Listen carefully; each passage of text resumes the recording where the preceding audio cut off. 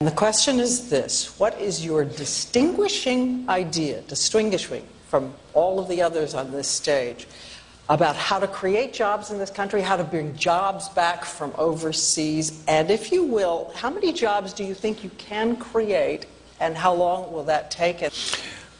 My approach is slightly different, where I think all for less taxes and less regulations. We recognize this. But I emphasize the fact that you have to know why we have a recession and why we have unemployment before you can solve the problem. And the financial bubbles are created by excessive credit and stimulation by the Federal Reserve. And then you have bubbles and you have to have a correction. This stimulus creates excessive debt and malinvestment. As long as you don't correct that and you maintain the debt and the malinvestment, you can't get back to economic growth again. Unfortunately, so far, what we have done is we have not liquidated the debt. We have dumped the debt on the American people through TARP funding and as well as the Federal Reserve. So the debt is dumped on the people. And what did we do? We bailed out the people that were benefiting during the formation of the bubble. So as long as we do that, we're not going to have economic growth. We did the same thing in the Depression. The Japanese are doing it right now. So it's time we liquidate the debt and look at monetary policy and then, of course, lower taxes. And I would like to do in the first year, cut $1 trillion, because that is the culprit: big spending and big government. As we know, the payroll tax cut, which funds the Social Security fund in this country, is part of the argument, part of the debate, part of the consideration about the economy in this country right now. Well, I want to extend the tax cut, because if you don't, you raise the taxes, but I want to pay for it. And it's not that difficult. In my proposal, my budget, I want to cut hundreds of billions of dollars from overseas. The trust fund is gone, but how are we going to restore it? We have to quit the spending. We have to quit this being the policeman of the world. We don't need another war in Syria, another war in Iran. Just get rid of the embassy in Baghdad. We're pretending we're coming home from Baghdad. We built an embassy there that cost $1 billion, and we're putting 17,000 contractors in there and pretending our troops are coming home. I could save the money, and we don't have to raise taxes on Social Security on the tax court. As I said, I do want to broaden this out, and all of you have been debating for the past several months two big questions through this nomination fight. Who is the most consistent conservative candidate among you, and which of you is best able to defeat President Obama? Congressman, you've been running ads that are quite tough. Quite tough on Speaker Gingrich here in Iowa this week, accusing him of, quote, and this is a quote from your ad, serial hypocrisy. Why do you think Speaker Gingrich is a hypocrite? Well, he's been on different positions, on so many issues, single payer. He's taken some positions that are not conservative. He supported the TARP funds. And the other thing that really should have annoyed a lot of people, he received a lot of money from Freddie Mac. Now, Freddie Mac is essentially a government organization. While he was earning a lot of money from Freddie Mac, I was fighting over a decade to try to explain to people where the housing bubble was coming from. So Freddie Mac gets bailed out by the taxpayers. So in a way, Newt, I think you probably got some of our taxpayers' money. They got money out, and they're still getting bailed out.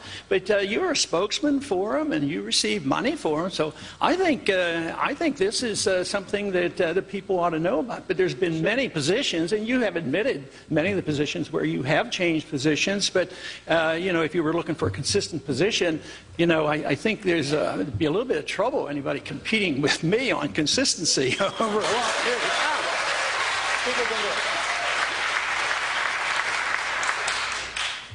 Well, first of all, as you say normally in your own speeches, the housing bubble came from the Federal Reserve inflating the money supply. Now, that's the core of the housing bubble. And I happen to be with you on auditing the Fed and frankly, on firing Bernanke. Second, I was never a spokesman for any agency. I never did any lobbying for any agency. I offered strategic advice. I was in the private sector, and I was doing things in the private sector.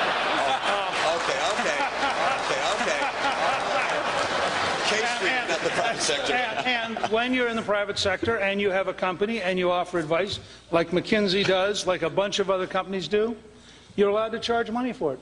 What about it? It's called free enterprise. It's the taxpayers' money, though. We had to bail these people out. Well, I'm not for bailing them out. In fact, I'm for breaking them up. Should voters consider marital fidelity when making their choices for president? You know, I think character is obviously very important. I don't think it should be necessary to have to talk about it. I think it should show through in the way we live. And I think it should show through in our marriage. And I happen to have been married for 54 years and a family person. But I don't think we should have to talk about it. But you know what?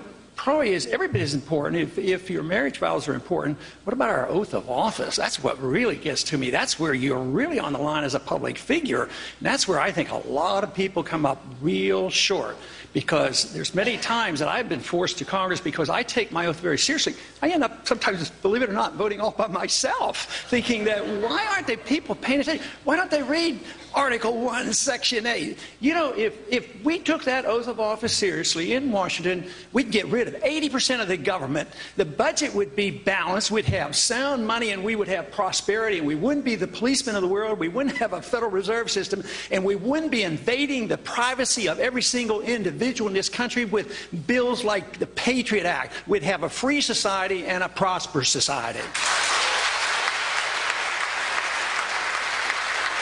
Speaker Gingrich caused something of a stir overnight in the Middle East with comments he made in an interview with the Jewish channel in which he called the Palestinians an invented people. And I just wondered, Congressman Paul, if I can start with you. Do you agree with that characterization, that the Palestinians are an invented people? No, I don't agree with that, and that's just stirring up trouble. And I believe in a non-interventionist foreign policy. I don't think we should get in the middle of these squabbles, but to go out of our way to say that so-and-so is not a real people.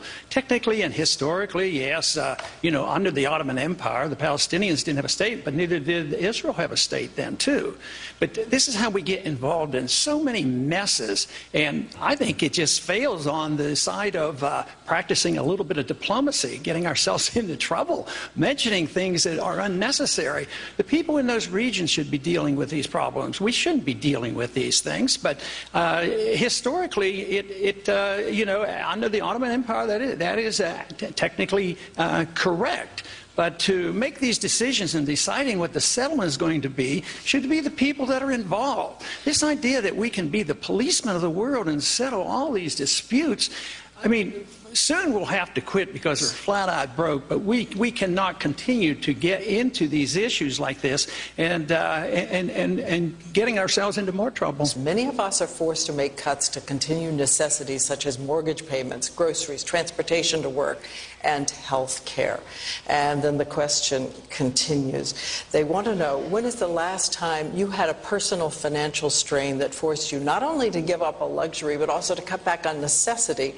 And what were the consequences you faced? This is from Andrew in Texas. I feel very fortunate because although I was raised in a family that was rather poor, but I didn't even know it.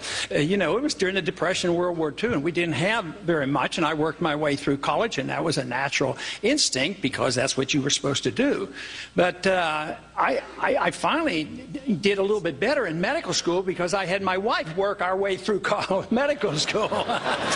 So that worked out a little bit better. But middle class is suffering, but not only because we bail out the rich and dump on the poor and they lose their jobs and they lose their houses, but there's a characteristic about monetary policy. When a country destroys its currency, it transfers wealth from the middle class to the wealthy. And this is what you're seeing today, the elimination of the middle class. And it's going to get a lot worse unless we address the subject overspending, overborrowing, and printing too much money, and understanding the business cycle. But I was at a pharmacy here in Iowa, and the pharmacists were talking about a big driver of health care costs, and they specifically mentioned habits, unhealthy habits that we all need to learn to do better on at a young age. They talked about obesity, they talked about exercise. If I can ask you, Congressman Paul, anything government should do on these fronts? On medical? Or on these fronts specifically of healthy behavior at very young ages where it's no, essentially not, but they have to be a referee. If people are doing things that hurt other people, yes. But if you embark on instituting a society where government protects you from yourself, you're in big trouble, and that's what they're doing.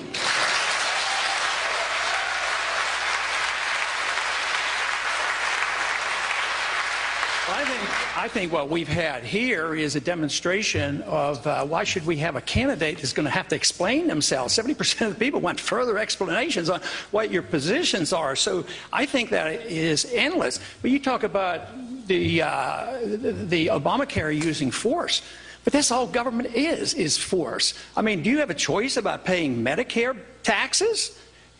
So there's not a whole lot of difference. You're forced to buy insurance. That's one step further. But you have to stop with force. Once government uses force to mold behavior or mold the economy, they've overstepped the bounds and they violated the whole concept of our revolution and our Constitution.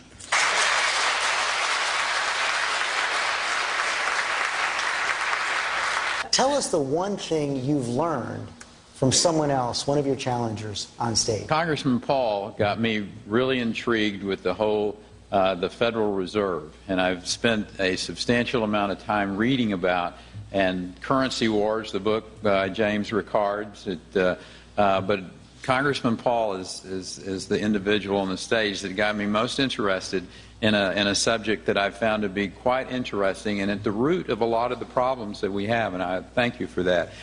One of the things about Ron Paul that always amazes me is when I come to a debate like this, the only signs I see are the Ron Paul people out there in freezing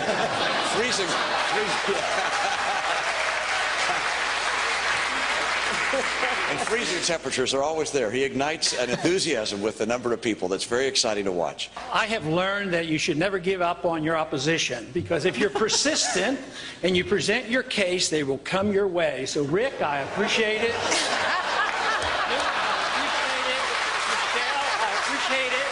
Open to the Federal Reserve. That is wonderful.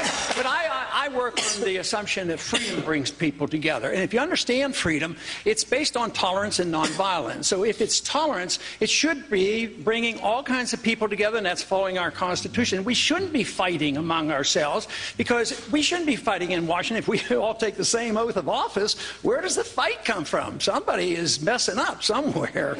So I would say that with persistence, I think that we can all prevail and come up with the right answers.